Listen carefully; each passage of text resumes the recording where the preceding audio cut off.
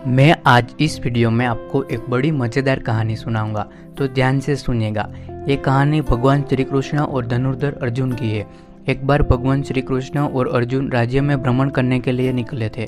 भ्रमण करते वक्त दोनों की नज़र पड़ी एक ब्राह्मण देव पंडित जी पर। पंडित जी घर घर भिक्षा मांगने के लिए जा रहे थे। ये देखकर अर्जुन को बुरा लगा कि पंडित महाराज भिक्षा मांग रहे हैं। ये देखकर अर्जुन को दया आ गई। अर्जुन पंडित जी के पास जाकर पंडित जी को प्रणाम करता है और पंडित महाराज को सोने के सिक्कों की पोटली देता है। ब्राह्मण बहुत खुश हो गया और वो अपने घर जा रहा था। ब्राह्मण सोच रहा था कि मैं तो अब अमीर बन जाऊंगा, मुझे तो भिक्षा मांगने की अब ज़रूरत नहीं है, मैं अपनी लाइफ को बहुत ही अच्छे से जीऊँगा। तभी एक लुटेरा आता है और दुर्भाग्यवश ब्राह्मण जी के पास वो सोने के सिक्कों की पोटली देख लेता है और उसे लूट लेता है। ब्राह्मण महाराज दुखी होकर घर जाते हैं और अपनी पत्नी को ये सब बातें बताते हैं। अगले दिन फिर से पंडित जब घर घर भीख मांगने जाता है तब भगवान श्री कृष्ण और धनुर्धर अर्जुन पंडित जी महाराज को देखते हैं। अर्जुन को फिर से ये सब देखकर आश्चर्य हुआ।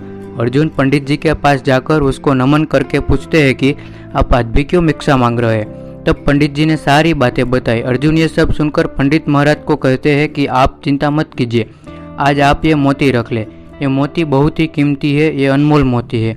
पंडित जी अनमोल मोती स्वीकार कर अर्जुन की तारीफ करने लगे।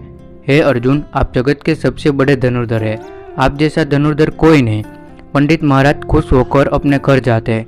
पंडित जी अपनी झोपड़ी में गए और इस बार चोर चोरी ना करे और अपना नुकसान ना हो, इस सोच से पंडित महाराज अनमोल मोती पुराने घड़े में डालकर आराम से सो जाते हैं। तभी पंडित जी की पत्नी पानी भरने गई थी। तब पानी भरते समय घड़ा टूट गया। पंडित की पत्नी पुराना घड़ा लेकर पानी भरने गई। पानी भरते वक्त अनमोल मोती पानी में गिर जाता है। इस मोती को एक मछली निगल जाती है। पंडित महाराज जब उठते हैं तो पता चलता है कि अनमोल मोती अब घड़े में नहीं है। पंडित जी ने अपनी पत्नी को बताया कि तुमने सब बर्बाद कर दिया, तुम ये घड़ा लेकर गई थी जिससे पानी के साथ मोती भी बह गया। थोड़े दिन बाद जब भगवान श्री कृष्ण और धनुर्धर राज्य भ्रमण में जाते हैं तब दोनों की नज़र फिर से पंडित महाराज पर गई। पंडित जी ने सब कुछ बताया। ये सुनकर अर्जुन ने कहा, भगवान अब आप ही इस पंडित महाराज की मदद कर दो। तब भगवान श्री कृष्ण ने मुस्कुराकर पंडित महाराज को 2 सिक्के दिए और कहा, आप अब आगे मत जाएगा, वापस अपने घर लौट जाओ। पंडित रास्ते भर सोच रहा था कि भगवान ने सिर्फ मुझे 2 ही सिक्के दे, इससे तो उसका सखा अर्जुन ही अच्छा है, उसने कितनी मदद की मेरी, ये 2 सिक्के से मेरा क्या होगा। तभी उसने देखा कि मछुआरा एक मछली को लेकर जा रहा था। पंडित जी ने सोचा कि 2 सिक्कों से तो मेरा कुछ नहीं होगा, इससे अच्छा है कि मैं इस मछली को खरीदकर पानी में छोड़ देता हूँ। पंडित जी ने मछली खरीदकर अपने कमंडल में डाली और आगे नदी की ओर चले। ये मछली वही थी जिसने अनमोल मोती को निगला था। मछली ने यह मोती बाहर निकाला और ये देखकर पंडित चिल्लाने लगा, मिल गया मिल गया। तभी एक लुटारा यह सुन गया और उसको लगा कि पंडित जी मुझे पहचान गए और ये मुझे सजा दिलवाएंगे।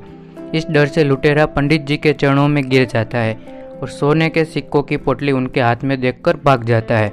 अब पंडित जी के पास सब कुछ था। पंडित जी को मोती और सोने के सिक्कों की पोटली दोनों चीज मिल गई और ये सब देखकर अर्जुन नतमस्तक होकर भगवान श्री कृष्ण को पूछते हैं कि ऐसा क्या हुआ कि आपके 2 सिक्कों से इन पंडित महाराज की जिंदगी बदल गई। तब श्री कृष्ण ने मुस्कुरा कर कहा, सारी लीला सोचने की है। पहले दोनों बार वो खुद का ही सोचता रहा जिससे उसका नुकसान हो गया। जब 2 सिक्कों से पंडित ने दूसरों की मदद की तब उसने अपने से पहले दूसरों का सोचा। जिंदगी में हमेशा अच्छे कर्म अच्छे फल लेकर आते हैं। जिंदगी में कई बार बहुत कम लोग बड़े हादसे से बच जाते हैं क्योंकि उनके कर्म अच्छे हैं। जिसके कर्म अच्छे होते हैं, जो हमेशा दूसरों की मदद करते हैं, उसके साथ हमेशा अच्छा ही होता है। जिंदगी में अपने कर्मों को अच्छा बनाए, दूसरों की मदद करते चलिए।